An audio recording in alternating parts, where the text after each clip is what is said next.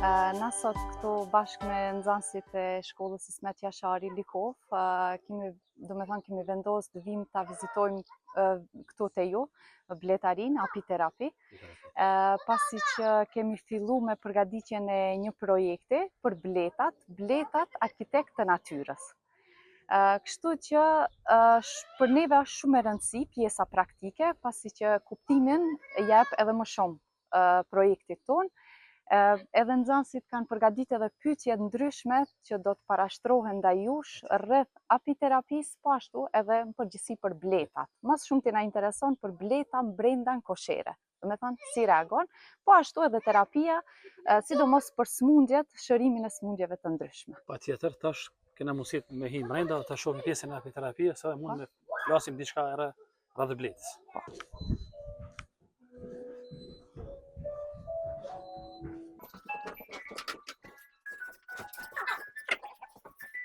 Kanë përgatitur pyetje ndryshme,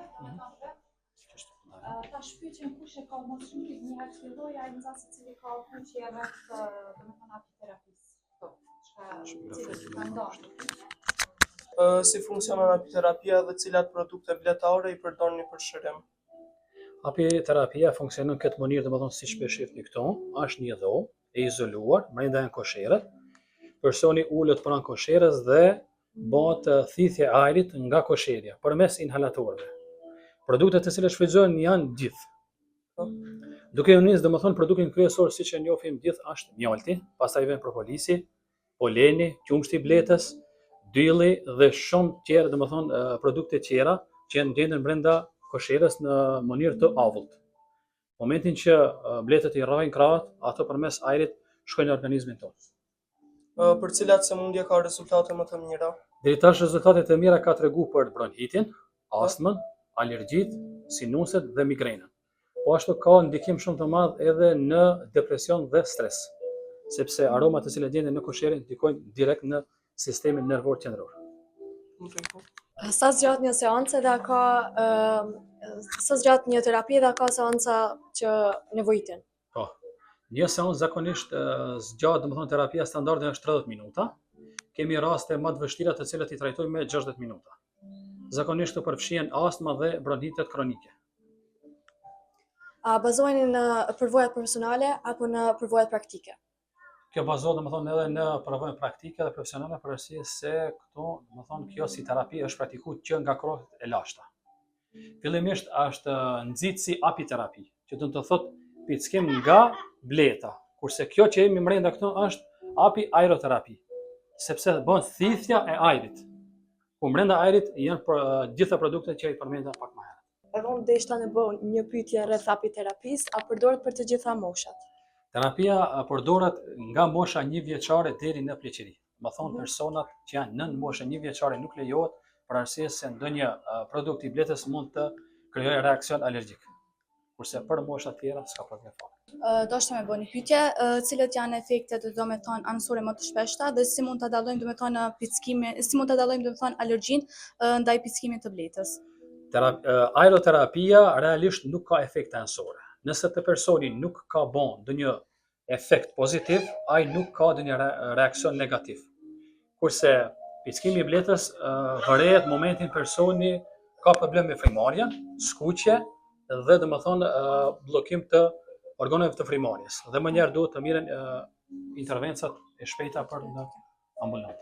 Unë kisha një pyetje që lidhet pak edhe me mjekësinë, për arsye se shumica këtu jemi nga paralele e mjekësisë. Kisha pyetjen, a kombinohet edhe kjo terapi me mjekësinë tradicionale siç janë ilaçet? Po sigurisht se kombinohet, por këtë kisha thënë që një përgjigje më të saktë do të jepte edhe Alili, pasi edhe kemi më shumë me kombinimin e produkteve që kanë të bëjnë me mjaltin dhe bimët shëruese. Do thonë në fakt realisht është kjo një mjekësi natyrale. Do thonë llogaritet në mjekësinë natyrale, po ashtu mund të bëhet kombinime edhe me bimë të ndryshme, duke ia shtuar domethënë aktivitetin edhe më të madh në domethënë për smundjet të konkretisht bronhitit edhe astmës në përgjithësi. Domethënë hi në kategorinë e mjekësisë natyrale. Për shkak se gjitha përbërësit që kanë brenda kosherës janë parafërsisht dikun të 120 lloje të luleve janë të terrenit tonë që i grumbullojnë materiet aktive brenda në koshere. Pastaj materiet aktive cilët janë të helmit të bletës, edhe materiet aktive të mjaltit, materiet aktive të dyllit, cilët ndikojnë domethënë drejt për drejt në organizëm, këto i merr nëpërmes aerosjes, ajrin cilën e bojnë bleta brenda kosherës, dhe aerosja bëhet nëpërmes rrahjeve të krave. Do thonë çat lloj ajri se ka filter të ndryshëm që ti e çon direkt në organizëm dhe materiet aktive, cilët janë mikro dhe makro elementet brenda, ndikojnë kryesisht në sëmundjet që folëm më herët, domethënë bronhit dhe sistemi nervor qendror. Përmendte shumë lloje të luleve, domethënë bimëve. Konkretisht cilët bimë për shembull mas shumti këtu janë me ndoshta të themi me përqindje më të lartë? Në përgjithësi, domethënë terreni jonë është i njohur edhe mbas të hulumtimeve që i kemi bënë me profesorin e nderuar nga vaksinca, ai është profesori Shenasi Aliu. Ai është ekspert i bimëve shëruese. Ne kemi detektuar ndikon të mbi 120 lloje të luleve cilët janë shëruese për organizmin tonë. Cilët janë ato? Shembull, mund me gjetën këtu lulen mjalt e malit. Domethënë këtë trumzën, pastaj e kije daltoidin, pastaj e kije kesa e bariut. E kështu me radhë, domethënë mbi 120 lloje të luleve ose lule borën. Shembull, në këtë periudhë, në periudhën e hershme kur të futemi nga dimri në pranverën e hershme, atëherë kije edhe lule borën, edhe kije njëkohësisht edhe lulja e cila është shafrani.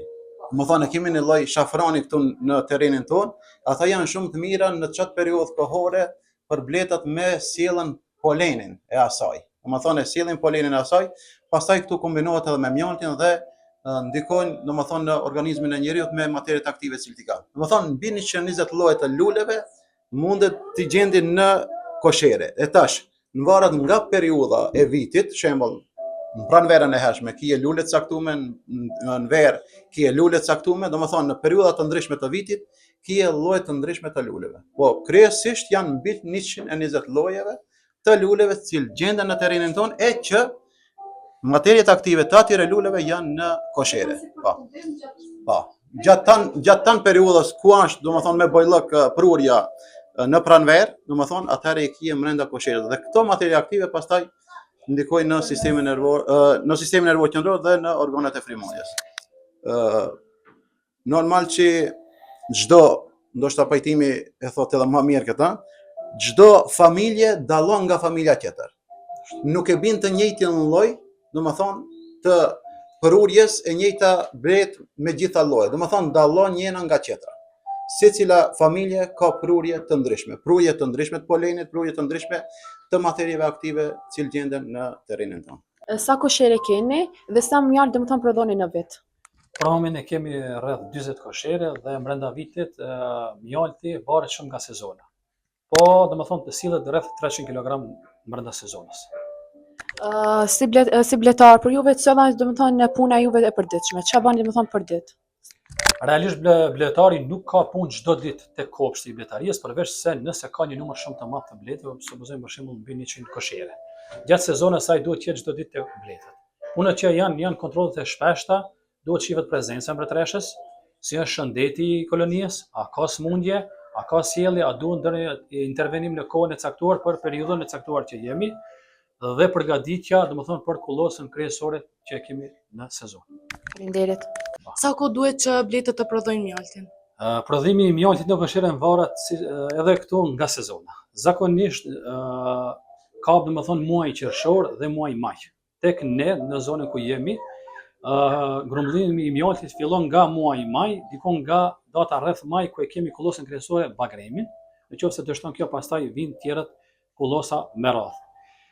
Nëse ka domethënë klim shumë të mirë, domethënë bletat mund të na befasojnë që një koshere mund ta mbushin për 10 ditë rreth 30 kg mjalt. Domethënë klima dhe mjedisi ndikojnë shumë. Ka një rol shumë të madh. Faleminderit. Si dallon mjalti i pastër me ato të përzierë? Kjo është një pyetje që shumë shpesh bëhet, domethënë edhe në rrjetet sociale, mjalti origjinal nga i falc ta shkollën që jemi e vetme mënyrë është për të dalluar laboratori. Gjitha teknikat tjera që janë me sheqer, me Coca-Cola, me djegje, ose gjithçka që shohim popullore, na kanë dështuar sepse me Alinin kemi bërë këto eksperimente në laboratori dhe asnjë rezultat nuk ka dalë i saktë, pavarësisht se jepen si prova të sakta. I vetmi sen është njeriu i besueshëm dhe laboratori. Domethënë që mund të bëhet teste të verifikueshme. Unë kam një pyetje rreth profesionit të bletave. Si ndikojnë pesticidet dhe ndotja të bletat? Pesticidet ka një rol shumë negativ tek bletat, për arsye se gjithë ato pesticidet që përdoren në ara, fushë ose pemë ndikojnë negativisht te bleta, konkretisht në polen, sepse bëhet direkt elimimi i polenit dhe kjo sjell sëmundje tek kosherat. Pastaj mund të, domethënë, të shkojë edhe tek eliminimi i kolonive në përgjithësi. Po kemi një fat të mirë këto, edhe e din edhe Halili, se në komunën tonë, mjalti jon është llogarit mjalti i pestë në botë për nga cilësia e pesticideve. Janë marrë dikon mbi 120 mostra apo jo Halil, në gjithë botën. Kemi pas fat që një shok nga Zvicra ta marrë mjaltin tonë dhe ka vlerësuar si mjaltin shumë cilësor nga pesticidet. E ka radhit në 5-tin në botë. Dhe cilat janë sfidat më të mëdha në këtë profesion? Sfidat më të mëdha në këtë profesion janë të ndryshme. Duke u nisë nga ajo që momentalisht kemi smundjet e bletëve. Një prej tyre është varroa destruktor, e cila shkatërron komplet koloninë, po ashtu nga ana tjetër e kemi mjaltin. Falsifikimi i mjaltit është, domethënë, në kulm. Për ato që nuk e din se tre produktet më falsifikuese në botë janë mjalti, qumshti dhe vaji i ullirit, të cilat janë shumë vështirë të dallohen. Tare, unë kam pyetje të rreth mjaltit, si ruhet mjalti, domethënë që mos ta humb cilësinë e vet. Për këtë pjesë do t'ja kisha thonë Alilit përgjigje, pasi është eksperti i teknologjisë ushqimore. Alil, nëse mundesh marrë këtë si. Për ta ruajtur mjaltin më mirë në kushte, domethënë, të volitshme, duhet të jenë të mbyllura hermetikisht, domethënë temperatura nuk duhet të kalojë 15 deri 20 gradë Celsius, duhet mos ta kapë, domethënë, dritet, për shkak se gjitha këto çka i përmendëm, nëse është temperatura e lartë, atëherë ndikon direkt në enzimat dhe përbërësit cilë t'i ka mjalti brenda, i denatyron, domethënë enzimat që gjenden brenda, po ashtu është një pjesë i thojnë HMF-ja. HMF-ja është edhe kancerogjene, nëse janë temperaturat e larta shumë, atëherë ndikon direkt në HMF-jen e mjaltit dhe kjo e bën të pa dobishme mjaltin në këtë rast. Domethënë temperaturat minimale duhen të jenë 15 deri 20 gradë, e mbyllur hermetikisht, lagështia nuk, domethënë në qelç normal. Lagështia nuk duhet të jetë shumë e lartë, për shkak se neve thojmë se mjalti është i pastër, po në qoftë se nuk e ruajmë ashtu siç duhet, atëherë edhe mjalti ka mundësi edhe të fermentojë, edhe domethënë të shkatërrohen gjitha përbërësit e dobishëm që janë në mjalt.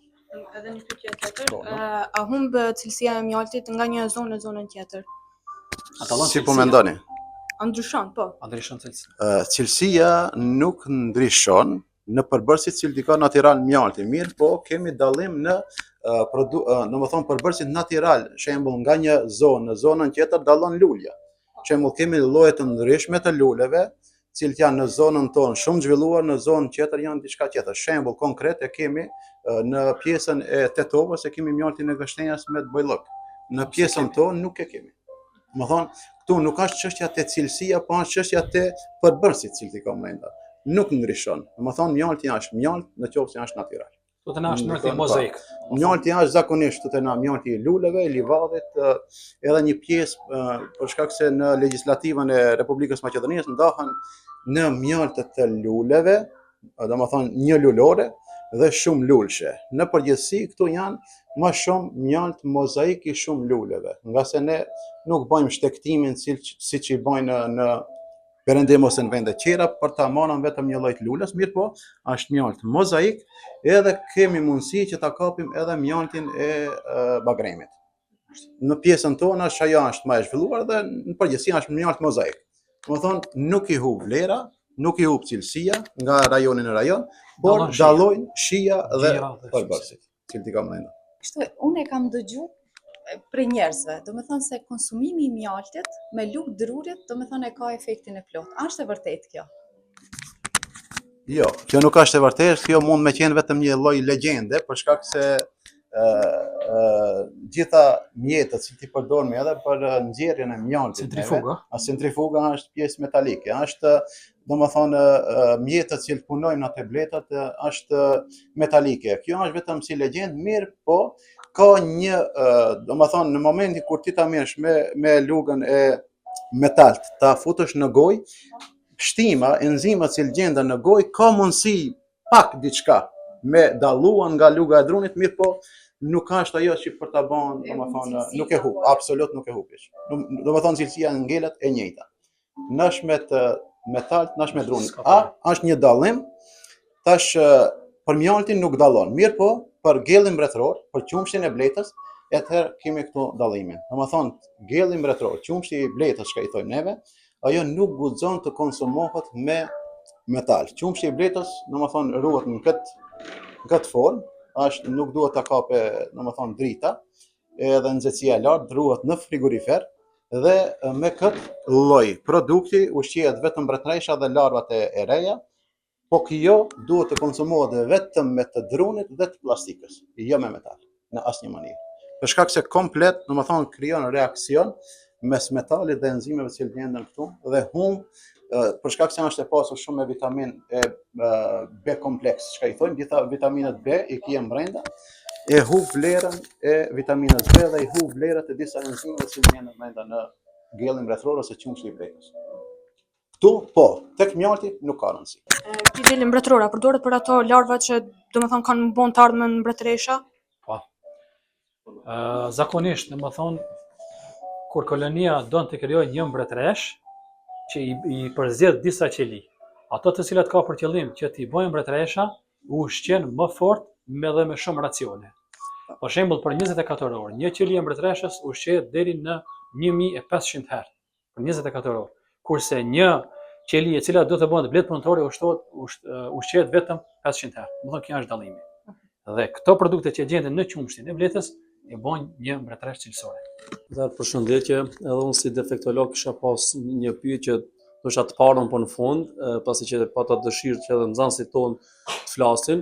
Unë personalisht Pajtimin dhe Halilin i njoh, domethënë, shumë mirë. Kemi miqësi, domethënë, të mirë. A ndikon kjo pjesa e karakterit, domethënë, nëse nuk je i edukuar personalisht, nuk mundesh ta punosh këtë punë.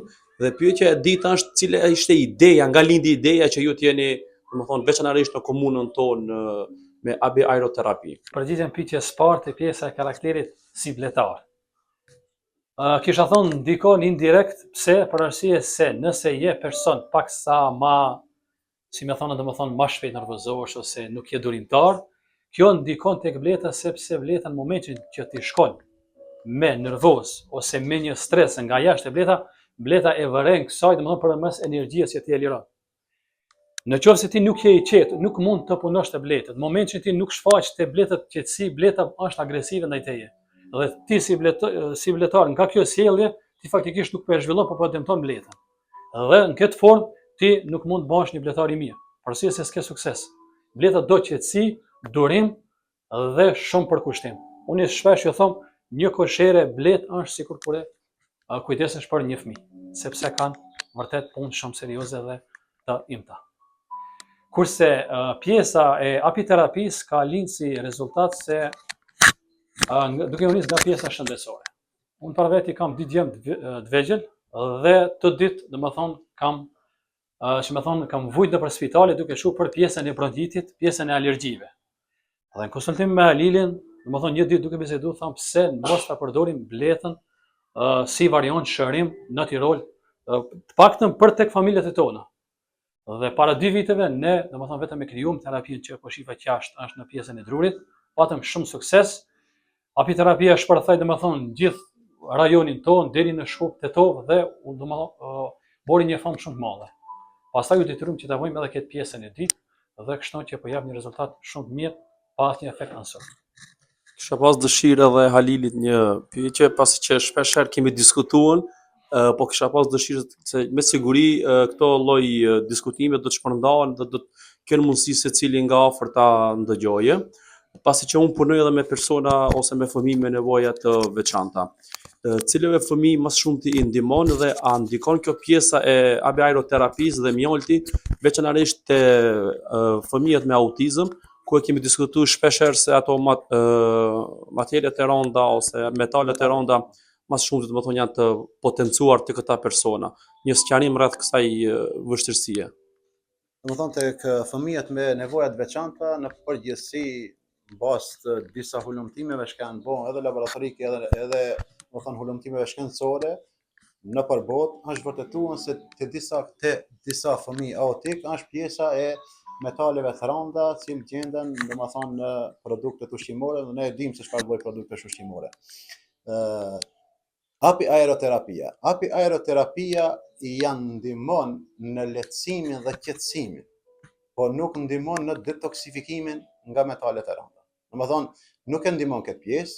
Këtë pjesë, domethënë mund më shumë ta ndihmojë pjesa e kombinimeve të mjaltit me disa përbërës natyral, flasin, cilët shërbejnë për detoksifikim të organizmit. Domethënë si nga metalet e rënda, po ashtu edhe nga disa lloj parazitësh cilët mund të gjenden në produkte ushqimore e nëpërmes produkte ushqimore ne i konsumojmë domethënë në organizëm.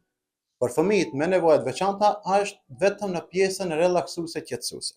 Domethënë vetëm në këtë pjesë, sepse kjo ka efektin domethënë ta bëjë qetësimin e sistemit nervor qendror. Përndryshe detoksifikim kjo nuk bën. Domethënë nuk ndikon api aeroterapia tek fëmijët me nevoja të veçanta. Po ndikojnë kombinime tjera. Desha të pyes cili ka qenë rasti më i veçantë ose më i suksesshëm që keni pasur ndër vite në këtë profesion? Tek apiterapia kemi pas shumë raste që kanë bën ndryshime, domethënë befasuese te ato persona. Do ta kisha cek një rast në vitin e parë, domethënë para 2 viteve, kishim një vajzë gjimnaziste 18 vjeçare. Kishte probleme jashtëzakonshme me alergji, e cila domethënë ka pas kriza të rënda gjatë gjumit. Për shkak të alergjisë, prindi vet tregon domethënë dy herë kemi pas të rast që kemi thirrë ambulancën dhe kemi dërguar urgjentisht në spital si rezultat i alergjisë në këtë periudhë që jemi pranverore. Ka ardhur këtu, ka bërë dhe terapia nga gjysmore dhe vajza domethënë a shëru plotësisht po them. Sepse pas komunikimit me prindin, domethënë ai ka thonë që mo as tableta nuk merr. Produktet e tabletës kanë shkuar në organizëm dhe ka një rezultat befasues. Po ashtu do të kisha cekë një rast, një të moshuar 72 vjeçar i cili nuk ka mund as deri te dera e terapisë të vjene. Domethënë s'ka qenë kjo pjesa këtu, e kanë fut me vetur deri te dera. Pas terapive, personi më thonë ka ecë lirë dhe s'ka pas problem fare. Këto ishin dy raste që i specifikova, sepse ka shumë raste tjera. Desha vetëm çtoj, domethënë kur themi për alergjit, dikush mund sigurisht të pyesë tash, po këtu brenda gjendet poleni në këtë periudhë kohore, domethënë ka polen jashtë, pse nuk ka mundësi me pas reaksion nga poleni. Domethënë materiet aktive që gjenden brenda kosherës janë materie njësoj sikur vaksinat si ndikojnë në organizëm. Domethënë e merr materien aktive, e rrit imunitetin, edhe kështu që ka mundësi me janë ndihmuar në alergjit të ndryshme. E sidomos në periudhën kur është periudha e pranverës së hershme dhe në periudhën e vjeshtës. Nga vjeshta në dimër, atëherë janë poleni më i zhvilluar, edhe atëherë ka mundësi domethënë me janë ndihmuar alergjive që shkaktohen nga poleni. Është lloj vaksine që mirret në organizëm për të arritur imunitetin kundër alergjisë së polenit. Kështu që këto e kemi pasur në raste kur kanë thonë fëmia jam është alergjik prej polenit, ta guxon me marrën. Nuk ka problem hiç. Do thonë për shkak se edhe brenda polenit jo gjithmonë ka problem, domethënë nga poleni, po në brenda polenit ka përbërës tjerë që kanë mundësi me ndikuan në organizëm. E në këtë rast bleta e pastron pjesën helmuese, po themi, cilët shkakton reaksion alergjik, e pastron atë pjesë dhe e nxjerr vetëm ajrin e pastër dhe ka mundësi me ndikuan në mënyrë pozitive tek alergjitë e ndryshme. Edhe më shëri pyetje. Ka fshimi i bletës si ndikon në organizëm? Ata cilët kanë alergji, domethënë, është problematike. Domethënë, mirë po, në qoftë se të pickon, se bleta nuk kafshon, këtë ta keni domethënë gjithë qartë, nuk kafshon, por e pickon, e ngul thumbin. Ajo ndikon në pjesën e reumave është shumë e mirë, më thonë pjesë reumatike, cilë kanë probleme me reumën, edhe me problemet me nijet në përgjithësi, atëherë ajo ndikon pozitivisht. Por në qoftë se kije alergji, atëherë duhet të ketë kujdes për shkak se një lloj kurioziteti, në qoftë se 50 blet të kafshojnë, atëherë është njësoj i barazvlefshëm me helmin më të rrezikshëm të gjarmit. Më thonë qaq e ka të rrezikshëm helmin në qoftë se je alergjik, gjithmonë në qoftë se je alergjik. Duhet me pas kujdes. Po në qoftë se si alergjik, është mirë ndonjëherë me të piskuar bleta. Ban mirë. Është mirë me cek, domethënë studimi i fundit tregon se helmi i bletës edhe bëhet shërim për kancerin e gjirit. Do thonë aspektin pozitiv, kurse aspektin negativ është shumë i rrezikshëm. A jeni vlerësuar ndonjëherë jashtë vendit me çmime për cilësinë e mjaltit? Dhe më thonë, 2 vite radhazi e kemi marrë medaljen e artë në garat në Tuzla, ku kanë marrë pjesë mbi 600 bletar. Jemi vlerësu me medaljen e artë. Dhe për fat pas kemi arru të sjellim këto medaljet. Faleminderit për pyetjen. Kam edhe unë një pyetje. Çfarë është dylli i bletës dhe për çfarë përdoret? Dylli i bletës është një produkt e cila krijohet në koshere duke u kriju nga enzima të ndryshme. Këtu e kemi një dyll i cili prodhohet. Po kjo prodhohet domethënë në mjete specifike, kurse dyll konkret që prodhohet nga bleta mund ta shohim edhe në kopshtin e bletarisë. Kështu është vërtet se dyll i bletës domethënë është domethënë e caktuar me milimetër 0.7 sa e dim duket në gjatë vendime, ajo matësia, domethënë atë që saktë është njëra. Po, matematikisht është 6 këndore dhe është shumë e saktë në formimin e qelive për jelljen të ose domethënë vendosjen e mjaltit. Po. Shumë janë. Unë thonë gjithmonë se bleta, domethënë bota e bletës nuk është vetëm fakultet, po është universitet në vetë. Se universitet në vete, nga se i kemi disa lloje të produkte të cilët i nxjerrim nga bleta. Ne jemi mësuar gjithmonë vetëm me mjaltin e bletës, po bleta ka edhe produkte tjera. Ka edhe propolisin, ka edhe polenin. Ja këtu i kemi sjellën për t'ja u prezantuar. Kjo është poleni. Shif lloje të ndryshme të ngjyrave janë nga lule të ndryshme. Asnjëherë nuk na ka shkuar mendja se ndoshta ndonjë lule ka polen të zi, po ja që bleta neve na ka treguar këta se ka edhe polen të zi në natyrë. Kjo është ka kurthe speciale cilë të nxjerrën poleni, vendosen tek kosherët dhe nxjerrët poleni nga domethënë nga bletët. Pastaj e kemi propolisin. Propolisi është kjo është mënyra natyrale e cila nxjerrët propolisin nga kosherja. Kjo duhet domethënë hollohet me anë të alkoolit ose me glicerol e pastaj e përdorim neve për domethënë organet e frymëmarrjes, pjesën e epërme të organeve të frymëmarrjes, fitin, dhe ka mundësi është antibakterial shumë i fuqishëm, antibakterial edhe antimikotik shumë i fuqishëm, çka bletët këtë domethënë e përdorim për ta mbrojtën nga smundje të ndryshme, cilë kanë mundësi bakteriale ose fungicide. Domethënë e mbron kosherën nga ato lloj. Kjo është antibiotik natyral. Ko kemi përgatitur tinktura? Ja, tinktura është. Përdoret për fyt, sidomos kush ka problem me bajami ose shlajm fyt, vazhdimisht që përdoret vetëm për stofokatje, kështu? Edhe kjo pjesa e bën dezinfektimin e fitit. Kjo është tinkturë 30%, është kemi përgatitur edhe tinktura tjera për fëmijë me 5% propolis, sepse është pak djegës. Çfarë roli ka mbretëresha në koshere? Rol të vetëm mbretëresha ka domethënë ta mbajë gjallë kolonien duke lëshu vesë. Mbretëresha lëshon 1500 deri në 2000 vesë për 24 orë brenda kosherës. Dhe kjo është roli kryesor i saj, domethënë vetëm lëshimin e vezëve. Domethënë ajo as nuk ushqehet vetë. Bletët, infermierët të cilët kujdesen për mbretëreshën e ushqejnë ata vazhdimisht me gjellin mbretëror. Desha me bëni pyetje domethënë rreth produkteve ushqimore, si sigurohen domethënë produktet ushqimore, a ka dallim stina këtu? Cilat produkte kanë të bletës? Si për shembull po të bletës. Po, domethënë në momentin që vjen periudha pranverore, gjitha produktet e bletës i kemi vetëm në këtë fazë. Nga muaji shtator, domethënë bleta kalon në stadin dimror.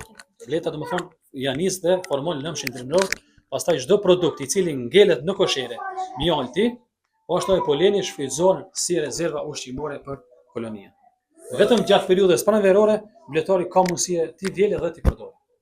Është një fakt më vonë valla, edhe një fakt sa i përket lëmshit dimror, se bleta gjatë 6 muaj ditëve kur hihen në fazën e ciklit dimror, nuk ka me dalën jashtë nuk ka. Domethënë për 6 muaj ditë ajo e bën grumbullin e vet, edhe e mban temperaturën edhe CO2-shin të rregulluar brenda kosherës. Domethënë mas 6 muaje tek atëherë aktivizohet bleta edhe del për jashtë.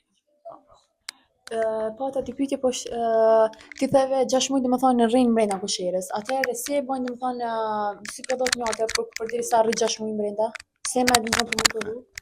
Mjalti prodhohet vetëm gjatë stinës së pranverës. Faktikisht, stina e pranverës e bën nga nektari, domethënë e grumbullojnë nga lule të ndryshme, nektar e bin në koshere. Tash do ta shpjegoj pikë për pikë. Mjaltin në fakt bleta e bën për vete, për të ushqyer vetën. Mirë po, edhe ban edhe një sasi të madhe edhe për njerëzit, edhe rezervat që duhet jesën, domethënë brenda kosherës, ne si bletar duhet kemi kujdes shumë për t'i lënë rezervat që ata të kenë mundësi të ushqehen gjatë dimrit.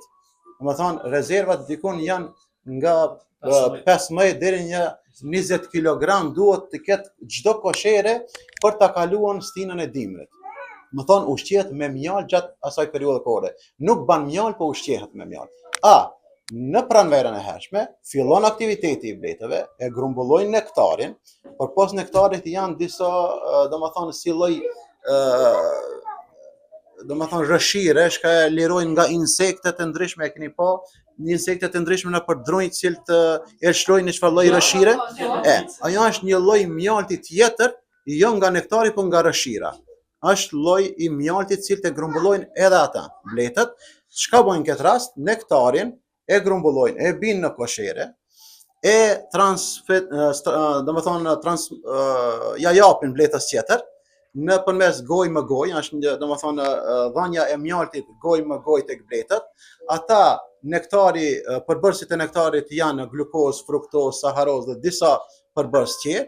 Fillon domethënë bleta me bën invertimin e sheqernave, cilët grumbullohen nga domethënë nga natyra dhe e shndrojnë, shembull nëse janë saharoz, ato e shndrojnë në glukozë dhe fruktozë, për shkak se mjalti është në përbërjen e vet më shumë glukozë dhe fruktozë ka.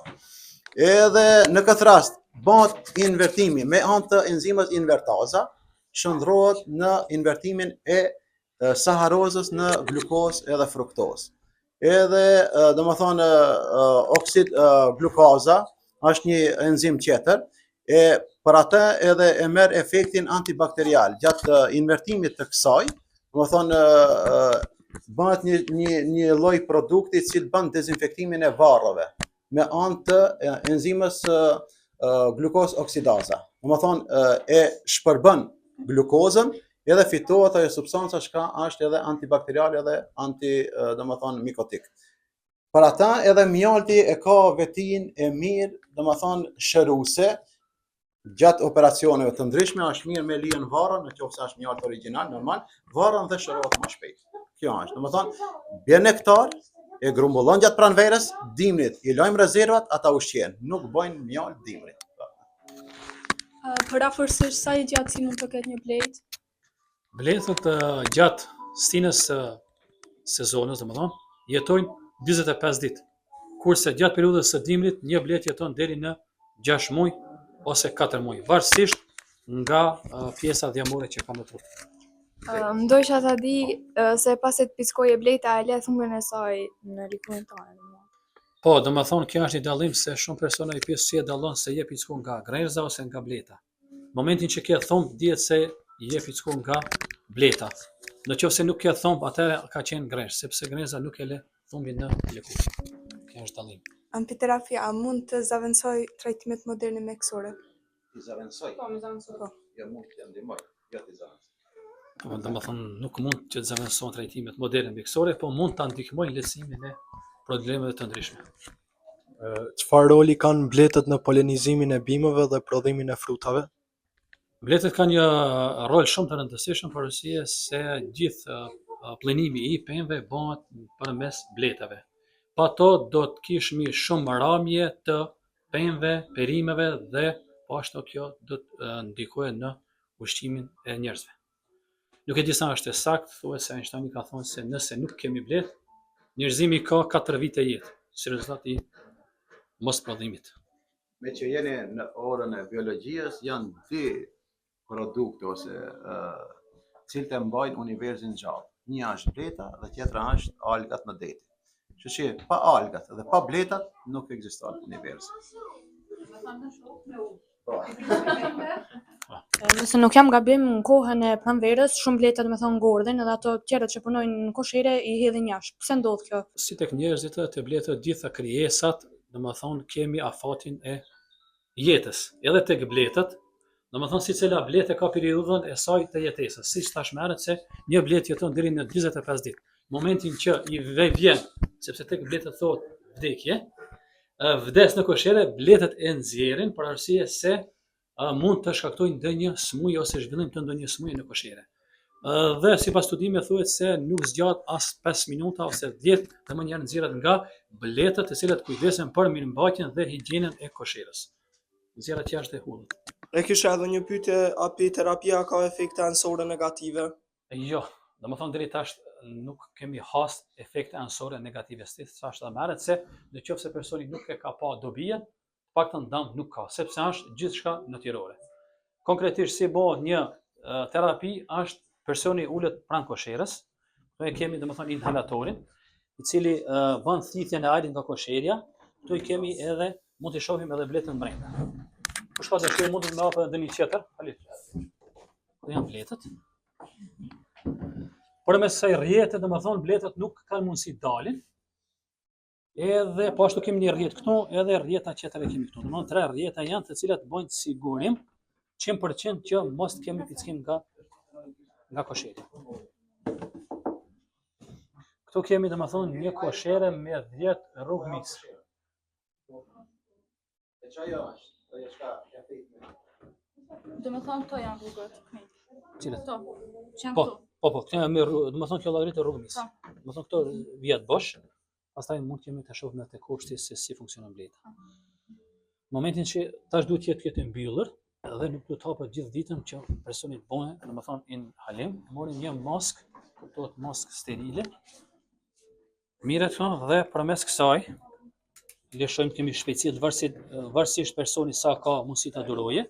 Kemi 5 shpejtësi, standard është 3 dhe personi e vendos ta. Po e përmendë, domethënë sa mund ta durojë. Po për shembull çfarë dallimi ka për ta durojë? Është e rëndë çfarë ndjenja ka? Aroma është zakonisht shumica e personave përshkruajnë si aromë mjalti.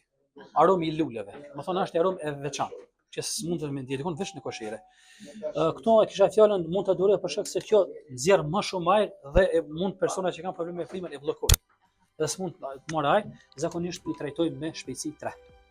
Persona të cilët kanë mundësi dhe janë të fuqishëm, vazhdojnë 30 minuta. Kjo është pjesa praktike se si realizohet një apiterapi. E në ditë një koshere sa pacient mund të trajtojë? Domethënë nuk ka ndonjë numër të caktuar, për shkak se në stop bletët gjatë rrugës prodhojnë ose nxjerrin ajër.